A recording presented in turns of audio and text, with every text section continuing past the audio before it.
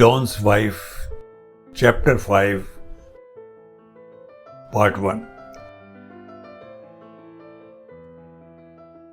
Kamini was always an independent-minded, sprightly girl, and Jamuna had to provide cover for her adventures in her college days. But that day, she really went too far. As she had done before, Kamini emotionally blackmailed Jamuna to stand alibi for her stupid daredevilry. She was just past 20 and pretty well knew that her parents would not allow her to go on a day picnic to a faraway beach in the company of those immature girlfriends of hers who were no older than herself. Yet she had arm-twisted Jamuna to lie to her parents on their return from work in the evening that, as prearranged, on her way back from college, Kamini and she had done some household shopping together, and then Kamini had dropped at her friend Karuna's place to complete some school assignment, and that she would be home by 8. But the sky fell on her much before 8. Professor Sathe, Kamini's father, was already back from the university, and her mother Sudha, who had day duty at her hospital that day, also arrived by 7. Jamuna had barely served tea to them that the call came. It was some small private hospital near Gorai that had called. Professor Sathe was summoned to come as soon as possible, as his daughter was brought to them in a bad state after a drowning accident at sea. He was told that although she was now stable, her condition was such that it warranted hospital care for a day or two. He was so shaken that he was not even able to properly jot down the address of the hospital. Both husband and wife were outraged at Jamuna's audacity to deceive them so brazenly. It was an idiotic act which could have cost Kammo her life, and they severely reprimanded her for this. Both of them hurriedly put a few things for Kamini's use in a bag and dashed out in their car, leaving a howling Jamuna behind. The latter had huddled herself in a corner of the kitchen and broken down on hearing the news, out of shame as well as remorse. They had to observe a stoic calmness on seeing their daughter as she was weak and distraught after the devastating experience. They also met the shy young man who had rescued Kammo at the nick of time, just as she was all but claimed by a huge and overwhelmingly violent wave. It would have been a different story had he not had quick reflexes which made him beckon the 2 lifeguards before himself plunging into the waves and pulling her out together. That young man was Harsh, who had also come to the isolated beach for a day out with his friends. Kamini had swallowed a lot of seawater and was in a semi-conscious state by the time Harsh and the 2 lifeguards had managed to grab her and pull her out to safety. They immediately took her to the nearest hospital for urgent medical attention. Most of her friends had slipped away to avoid the family's wrath, and only 2 girls, who were perhaps more daring or maybe more committed to their friendship with Kamini, had accompanied them to the hospital. However, they too had left early after giving the hospital authorities details about Kamini's parents, their telephone numbers, etc. Sudha, Kamini's mother, spoke to the director of Hinduja, the hospital where she worked as a doctor, and pleaded to accommodate her. Thus, Kamini was transferred at night itself with generous help from Harsh, who, along with his friends, had stuck around at the hospital. After 2 days' hospital care, when Kamini returned home, her hopes of escaping the chastising were belied, and she was accorded a severe reprimand by her father. Jamuna too was subjected to a second helping of wrath. Inadvertently, the poor woman had now truly become a comrade in arms with Kamini and her loyal confidant. Harsh, who was a bright engineering student, was soon fascinated by Kamini's forthright and warm personality. She too was attracted towards him, not just because of his chivalrous act of coming to her rescue, but also because of the elements of honor and integrity ingrained in his personality. Somewhere in her heart, she also felt that she owed her life to Harsh. Her parents also felt alike towards him and encouraged his visits to their house. Surely, soon Harsh and Kamini began to see each other properly. But there was still something which was amiss about him. He was generally unforthcoming and even ill at ease whenever prodded about his parents. This often cast a shadow on their relationship, which was otherwise progressing smoothly and healthily. He, of course, had definite reasons for shying away from talking about his parents. He was not only not proud about his moorings, but also sincerely wished to deassociate himself from them and construct his life on his own, anew, despite all the world's luxuries and acquisitions at hand. He had truly begun to care for Kamini and thus could not risk revealing himself.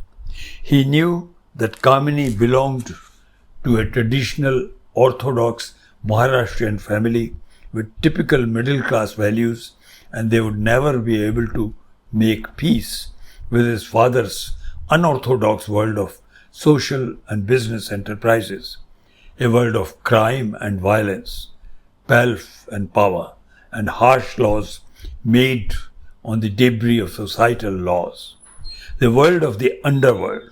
Harsh's goal was to complete his present degree in Mumbai and then enroll in some reputed foreign university for advanced engineering so as to make a career of his own away from his father's world. His father also knew about his feelings and wanted to keep out of his hair as much as possible. But little can ordinary mortals do when fate itself conspires to do otherwise. R.D. Sahib, Raja Dhansukh Jadhav, Harsh's father, had risen from the lowest of the lowly layers of society, experiencing every kind of cruelty and hardship in his journey from an emaciated orphan selling stolen little goods in the flea market to emerging as a much feared, though much revered, Don of mid-eastern Mumbai. Perhaps thus the underworld addressed him as Sahib, though many identified him as R.D. He had acquired huge wealth, clout, and muscle, but what he had not been able to acquire was education. And that had been his ambition for his son, his only offspring, whom he had largely brought up on his own, his wife having died young. From his early childhood, he kept Harsh not only as far away as possible from the shadow of his own world, from which it was almost impossible for him to extricate himself, he always encouraged and facilitated his education.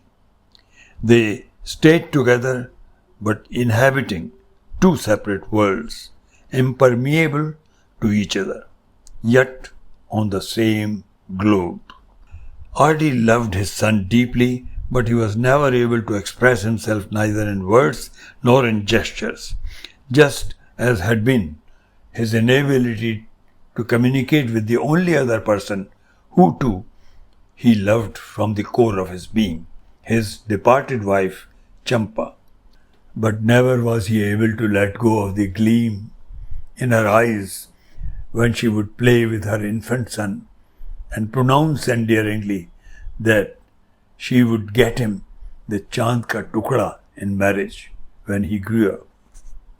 To give shape to that gleam had become R.D.'s silent vow, his unspoken pledge to his wife, and over the years, even an obsession unto himself for himself. But he also knew that he could not even attempt to intrude in his son's private life and had begun to reconcile himself to being an unhappy father. Hence, when Bhau, his trusted lieutenant, confided in him that Harsh was seeing someone, his curiosity went into overdrive. Whether it was a case of sheer naivety or an adventurous streak of a foolish old man, R.D. prevailed upon a faithful Bhau to fall in line with his absurd plan of chance spying together on his son, to sneak a look at the object of his love. It was thus that one late afternoon, when Harsh and Kamini were busy chatting about matters of the heart on a solitary bench in a secluded corner of a park for quite a while, they were not aware of any clandestine activity going on around them. But soon they sensed something intriguing happening. They realized that the park, which had been fairly peopled even some time back, had suddenly become empty. Only some guard types were clandestinely standing some distance away from them, as if on some covert assignment. Also, most of the cars, motorbikes, and SUVs, etc., seemed to have vanished. Instead, some longish and darkish saloons had appeared on the park's narrow driveways here and there, almost replicating the setting of a Western gangster movie. To give vent to his curiosity, Harsh decided to check out.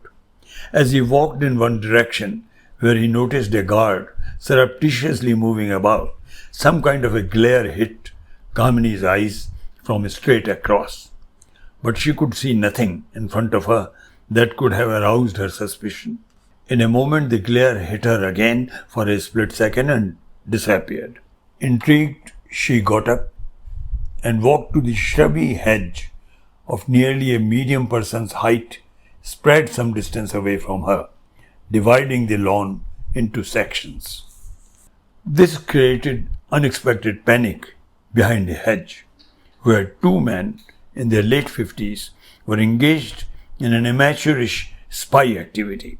One of them, Harsh's father, R.D., and the other, the poor faithful Bhau. R.D. was half sprawled, with his head inserted inside the shrub through a small space created by forcibly parting some twigs. His eyes were trained behind a pair of binoculars, which had obviously reflected some sun rays, thereby sending a glare in Kamini's eyes. Now when she suddenly rose and headed straight their way, he panicked and hurriedly tried to pull his head out of the shrub. Unfortunately, it only got more stuck. What is more, Bhau, who was leaning over right behind him, lost balance and tripped over. With a forceful, quick jerk, R.D. managed to disengage himself, but the action sent him rolling on his back just as Bhau was steadying himself on his knees. In the melee, the binoculars dropped in the bush. From the corner of his eye, R.D. noticed her coming round the hedge some distance away, and he promptly shut his eyelids. Kamini was intrigued to find two old men in a strange state behind the shrub, one sprawled on his back, seemingly passed out, and the other kneeling beside him, making indeterminate movements. She felt concerned. Anything the problem? No. Yes. No. He just passed out. Bhau tried to explain uncertainly. Yes, I can see that. Sprinkle water on his face. Water? Yes, I think you're right. I'll go and fetch some water. Bhau began to get up. But water is right there. She pointed at the bottle placed nearby. That is your bottle, right? Yes, yes, it is. Of course it is. Bhau picked up the bottle and began to undo the lid with even more uncertainty. Noticing his tremulousness, she volunteered, "Give it to me." She grabbed the bottle even before he could offer and took off the lid in one quick sweep. She coolly sprinkled the water on R.D.'s face to awaken him. The latter managed to put on a not too bad act of regaining consciousness. "What happened, uncle? Chakkar aa gaya tha?" she asked warmly. Yes, I passed out," he said, feigning nervousness and embarrassment. "Low BP, perhaps. I'm a diabetic, you see." He volunteered as he tried to get up, pretending to be weak. "Let me help you." She sprung to his aid. "Yes, all right," he said shyly as he allowed her to help him rise, while Bhau also hesitantly tried to join in. "Gadi hai?" she asked as she steadied him up. "Gadi?" He looked confused. "Yes, Gadi, car." "Oh, car. Yes, it is. Yes, beta, we have the car," he said lightly. "Good. Let me help you to your car then." But I'll... You don't have to. Bhau here. We shall manage." He seemed even shyer now. Yes, we will manage." Bhau also clipped in shyly. No, let me also help you. Chaliye." R.D. staggered or pretended to stagger along, helped by Bhau and Kamini lightly clutching his arm on either side. As they crossed the hedge to get to the other side of the vast lawn, they were suddenly face to face with Harsh, who had been looking for Kamini. He didn't appear to be particularly startled on encountering his father unexpectedly. He had already found out why the park had suddenly become empty of people and why the earlier vehicles were replaced by ominous-looking, long and dark, underworld-type cars. Kamini volunteered. "Uncle had passed out. We are helping him to his car." Yes, Harsh beta. We had just come for a stroll. But chakkar aa gaya tha sahib ko. She is a wonderful girl. Helped us a lot. Bhau explained quickly and apologetically. Ignoring the look of incredulity on Harsh's face, Kamini exclaimed, "You know each other, all of you?" "Yes, ji haan. R.D. Sahib is Harsh's father," Bhau said quickly. Oh, what a coincidence!" Kamini exclaimed again and turned to R.D. apologetically. "Sorry, sir. Truly sorry. I didn't know." "Don't worry, beta. You are a nice girl. Really very nice. Now, let us get to the car. You are not going to now give up on my arm, are you?" he asked good-humouredly. "Sure I won't, sir. Sure I won't," she too said with a warm smile. Poor Harsh was left with little choice but to follow them, and he did so somewhat sulkily. R.D. was bewitched. He was bewitched by her serenity and disarming simplicity, even more than by her beauty.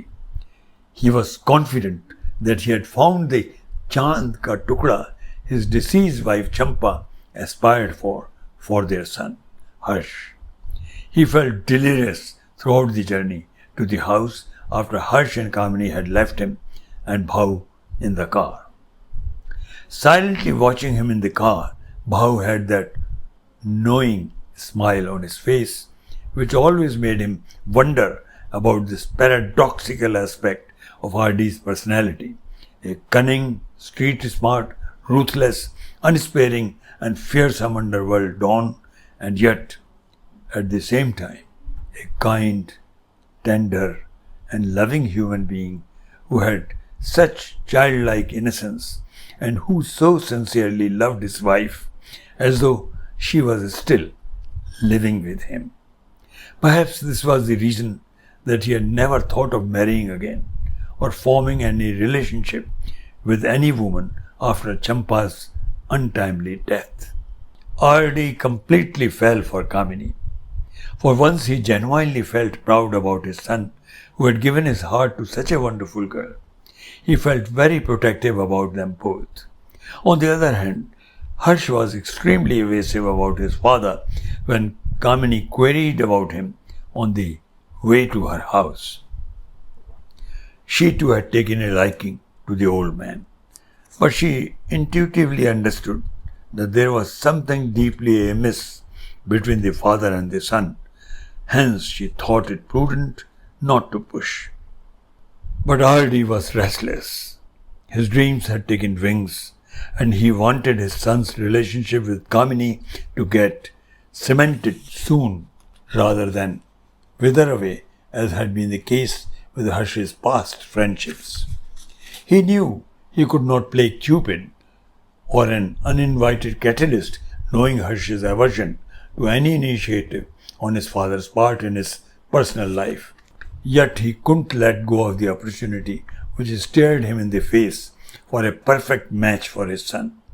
The only way out appeared to be to cultivate Kamini herself, to move their relationship towards early fruition. Hence it was important to arrange another chance encounter with Kamini.